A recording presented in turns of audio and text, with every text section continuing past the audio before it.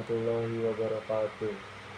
Nama saya Muhammad Fatih Saifuddin dari MK kelas 1B, ingin menjelaskan pengenalan tentang masalah limbah atau hazardous waste.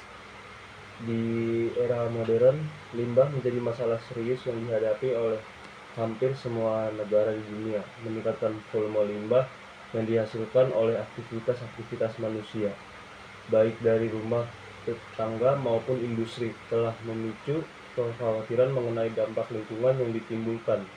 Dari gunung sampah yang menumpuk hingga pencemaran sungai dan lautan, masalah-masalah limbah ini perlu ditangani dengan strategi yang efektif dan berkelanjutan untuk mengurangi risiko terhadap kesehatan manusia dan ekosistem dunia. Menjadi suatu keharusan sebagai setiap individu dan entitas bisnis untuk memahami aspek dan konsekuensi dari produksi limbah serta mengadopsi praktik terbaik dalam mengelola limbah. Dalam memahami isu ini, kita akan mengeksplor jenis-jenis limbah yang ada dan strategi dan praktik yang dapat diterapkan untuk mengurangi limbah serta manfaat dan tetangga yang akan dihadapi dalam upaya tersebut. Jenis limbah yang dapat dikelola. Limbah anorganik. Limbah anorganik merupakan jenis limbah yang tidak bisa diurungi oleh proses biologis, meliputi kaca, plastik, logam, dan elektronik. Pengelolaan limbah ini seringkali melalui daur ulang atau pemrosesan kembali menjadi produk baru. Yang kedua, limbah organik adalah limbah organik yang berasal dari materi hidup yang dapat membusuk seperti sisa makanan, kertas, dan kayu. Limbah ini biasanya diolah melalui kompos atau digunakan untuk membangkitkan energi biomasa. Limbah B3. Apa itu limbah B3? Bahan berbahaya dan beracun. B3 mencakup limbah industri dan rumah tangga yang mengandung zat kimia berbahaya, memerlukan penanganan khusus untuk mencegah pencemaran dan dampak negatif terhadap kesehatan. Strategi pengurangan limbah. Yang pertama ada reduksi pada sumber.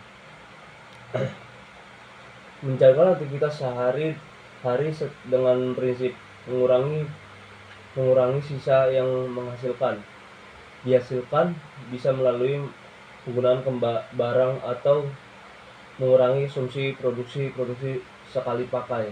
Yang kedua, pemilihan bahan ramah lingkungan, mengganti bahan baku atau produksi yang bisa digunakan dengan yang lebih ramah lingkungan atau yang memiliki siklus hidup yang lebih panjang dan dapat didaur ulang dengan mudah.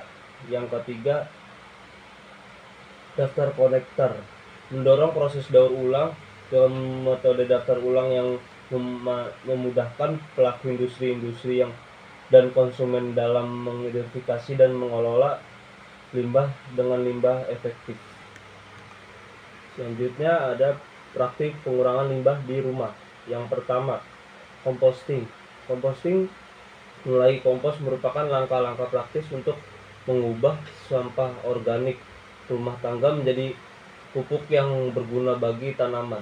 Yang kedua, penggunaan ulang.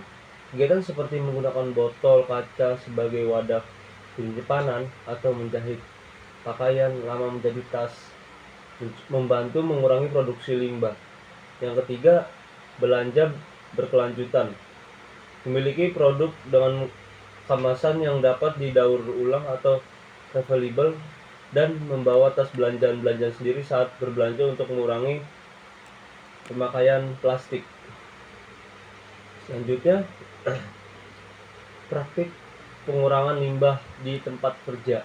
Yang pertama, kebijakan ramah lingkungan.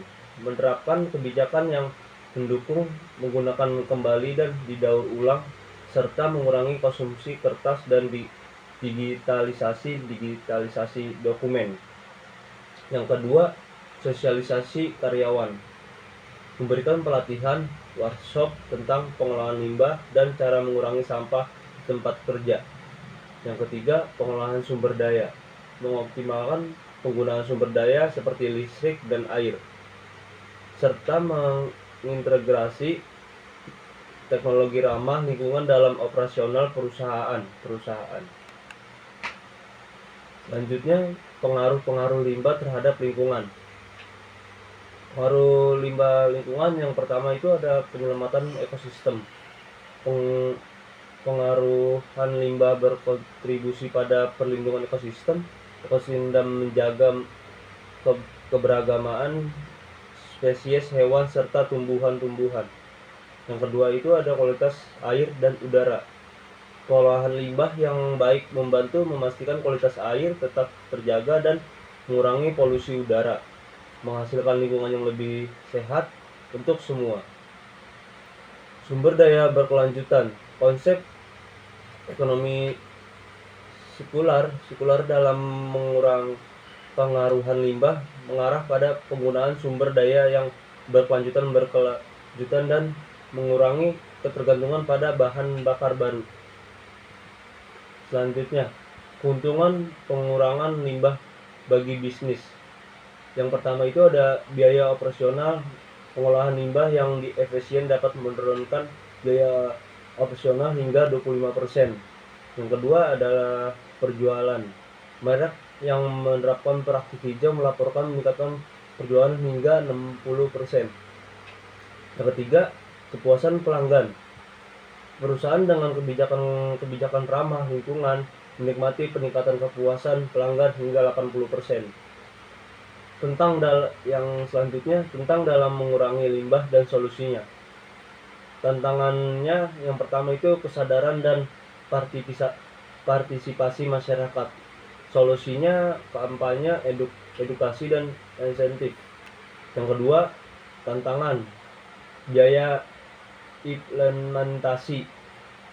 Solusinya subsidi pemerintah dan investasi hijau. Yang ketiga, tantangannya keterbatasan teknologi. Solusinya riset dan pengembangan kerjasama internasional.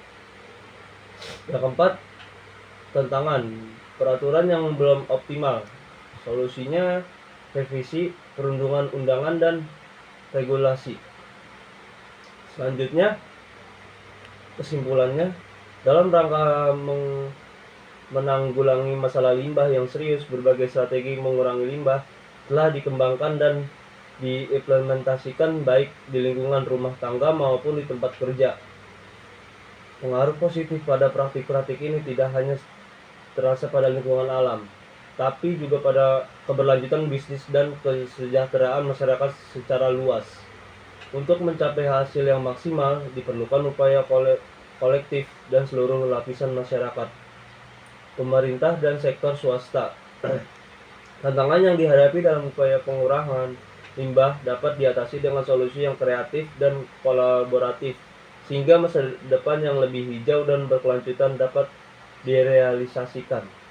Sekian dari saya. Wassalamualaikum warahmatullahi wabarakatuh.